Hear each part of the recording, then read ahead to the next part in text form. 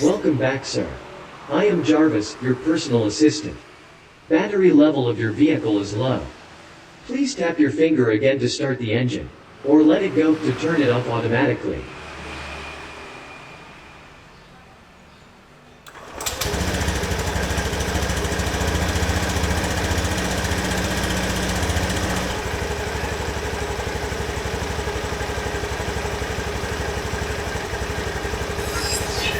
Sir, your vehicle will be shut down in a few seconds.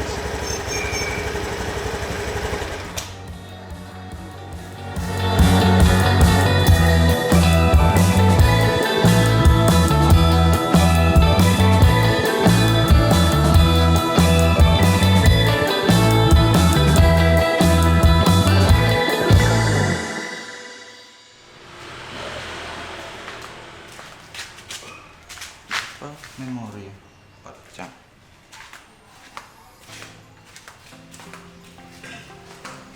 Oke teman-teman, kembali lagi di channel YouTube Anak Agung Dwi Arsana. Di hadapan kalian sudah ada sebuah motor Matic dengan merek Honda yang sudah saya pasangkan sensor sidik jari di dalamnya gitu ya.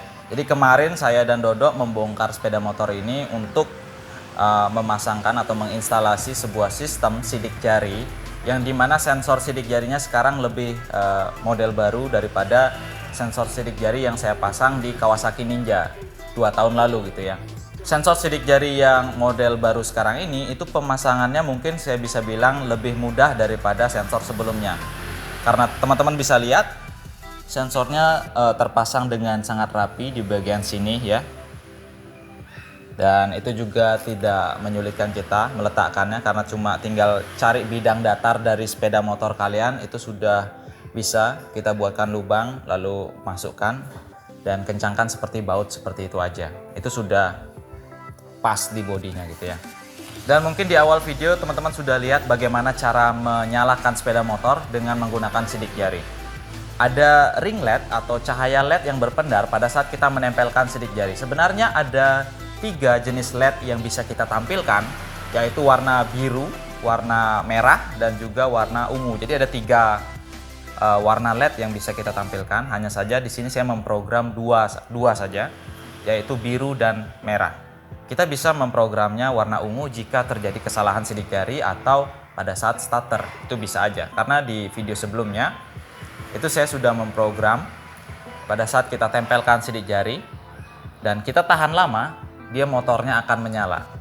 Dan tentu saja hal tersebut tidak baik untuk sepeda motor yang bertipe injeksi karena belum selesai dia menyalakan semuanya, mesin sudah langsung di starter gitu ya.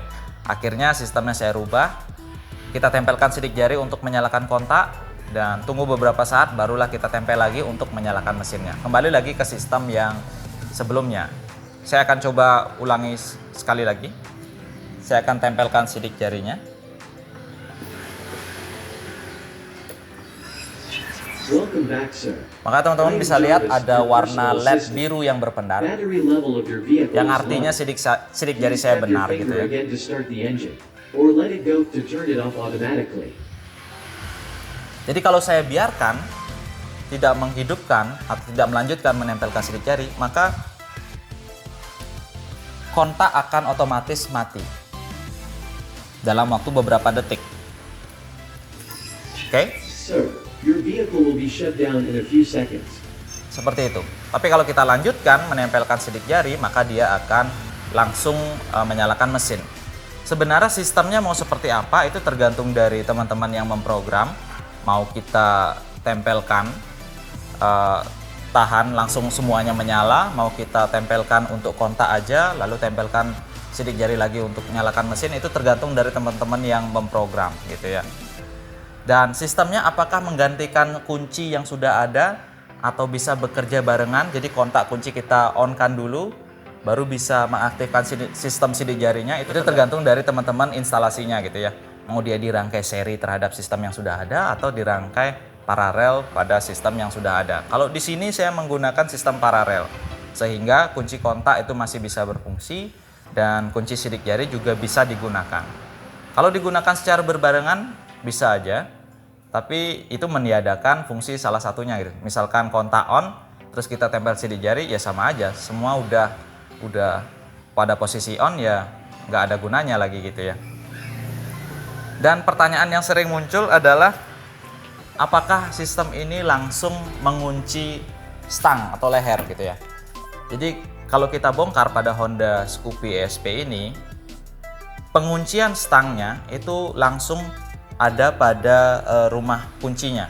Jadi kalau kalian lihat di bagian lehernya, itu kalau kunci diputar dia ada seperti tuas yang mendorong ke bagian leher sepeda motornya. Nah, tuasnya itu bisa kita gantikan door lock untuk mengunci leher yang sama gitu ya. Jadi kita ganti door lock untuk bisa mengunci sistem yang sama. Jadi door lock berfungsi jika diberikan tegangan dia akan menarik atau mendorong gitu ya. Sehingga teman-teman yang bertanya, bisa nggak langsung kunci stang pakai sistem sidik jari ini? Bisa, asal teman-teman tahu bagaimana cara memodifikasinya. Sedangkan yang saya buat hanya untuk menyalakan kontak dan juga menyalakan atau mengalihfungsikan tombol starter ke relay gitu. Jadi ada 2 relay. Nah, pertanyaan selanjutnya adalah apakah rangkaian ini boros dengan aki?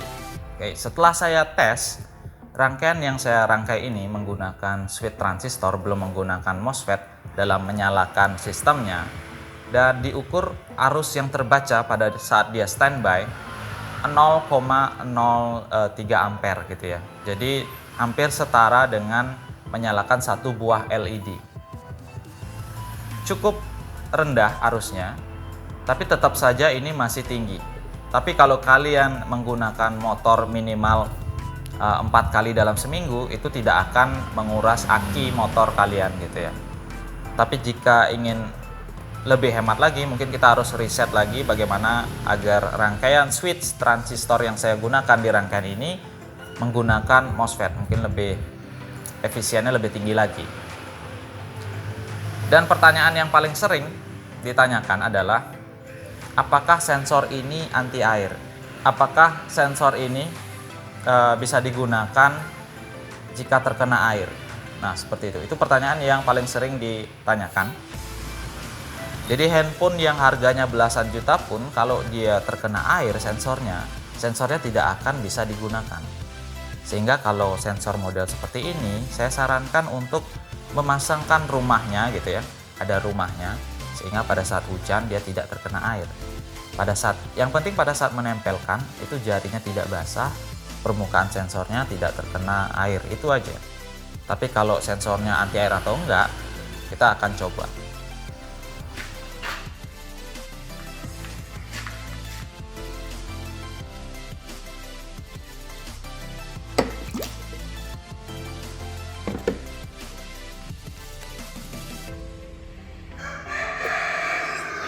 Welcome back, sir. I am Jarvis, your personal assistant. Battery level of your vehicle is low. Please tap your finger again to start the engine, or let it go to turn it off automatically.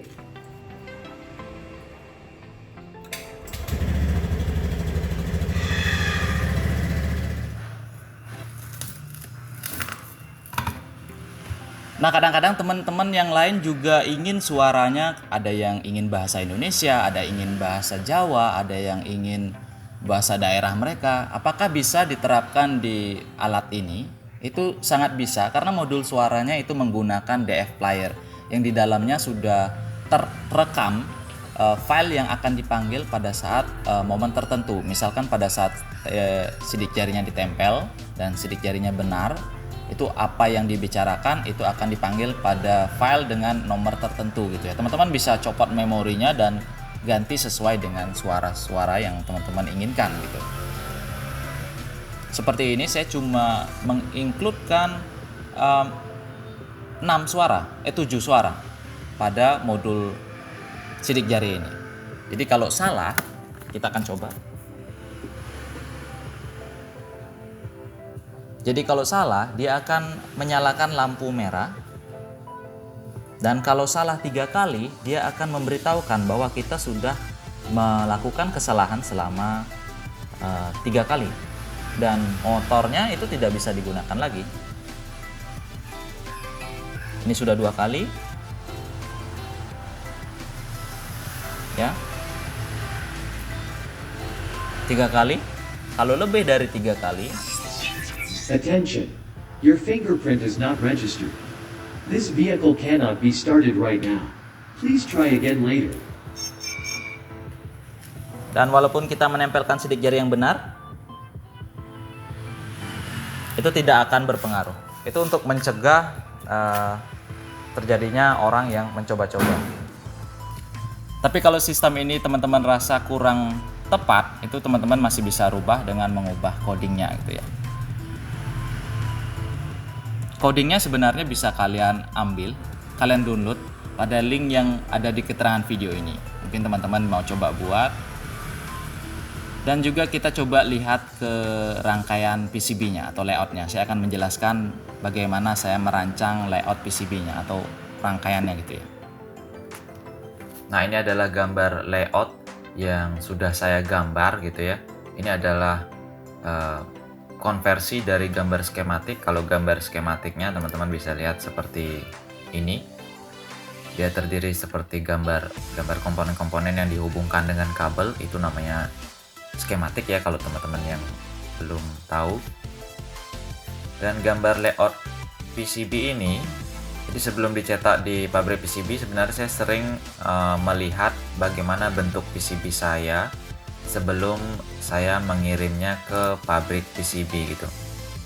Jadi rangkaian PCB-nya atau sirkuitnya saya cetak di pabrik PCB di PCBWay ya.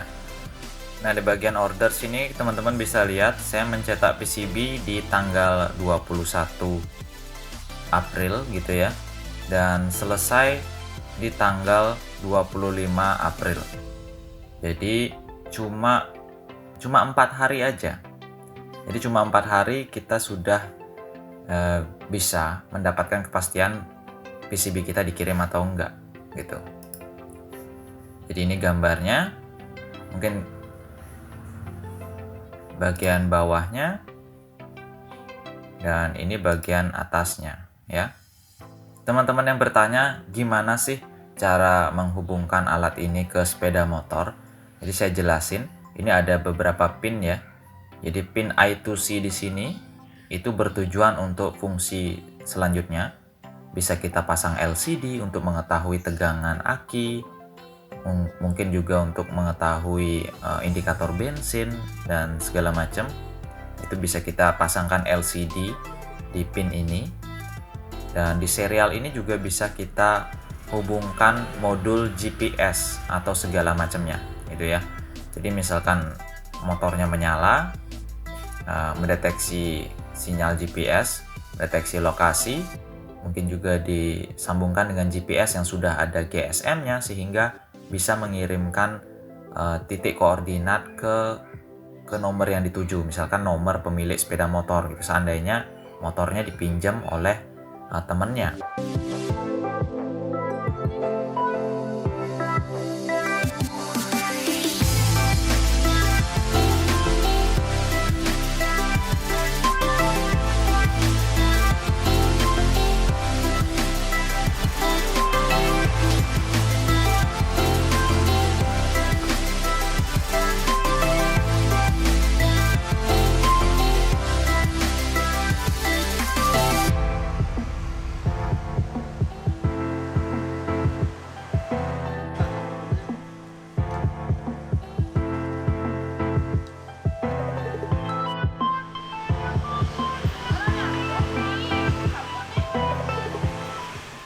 Nah teman-teman, itu dia tadi review singkat saya tentang alat yang saya buat, yaitu sensor sidik jari yang digunakan untuk starter dan mengalih fungsi kontak di sepeda motor gitu ya.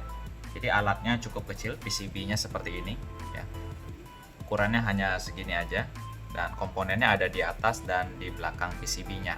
Jadi rangkumannya intinya adalah bagaimana cara menghubungkan alat ini ke sepeda motor. Jadi alat ini cuma dia menggantikan fungsi kontak secara fisik gitu ya. Jadi dia menggunakan sinyal listrik untuk menswitchkan, karena ada relay. Relay itu adalah saklar digital yang menghubungkan jalur kontak. Kalau kita pakai tangan, kita putar kunci gitu kan, sehingga di dalamnya ada mekanik yang menghubungkan jalur kabel untuk meng-on-kan sistem kontak. Sedangkan alat yang saya buat gitu ya, dia menggunakan sensor sidik jari sebagai verifikasi, lalu dia akan meng-on-kan juga menggunakan relay gitu. Dan tombol starter di sepeda motor itu juga diambil alih, bukan diambil alih sih, kerja secara paralel gitu ya. Disuitkan juga dengan relay ya. Jadi pemasangannya sebenarnya gampang. Kalian tinggal cari aja jalur kontak dan jalur starter, itu aja. Cuma 2 aja, karena di alat saya cuma ada 2 relay aja, nggak ada kontak lain lagi gitu ya. Sedangkan untuk sensornya, sensor tegangan, mungkin kalau teman-teman yang teliti bisa dengar suara yang dihasilkan itu, tegangan yang terbaca adalah low gitu ya. Ada nggak yang perhatiin bahwa tegangan kendaraan your vehicle gitu ya, tegangannya low. Jadi di coding sudah saya tulis jika tegangannya kurang dari 12 volt itu akan dideteksi low, sedangkan lebih dari 12 volt itu akan dideteksi good. Dan itu sebenarnya salah. Sebenarnya harus di bawah 11 mungkin, atau di bawah 10 itu baru low ya.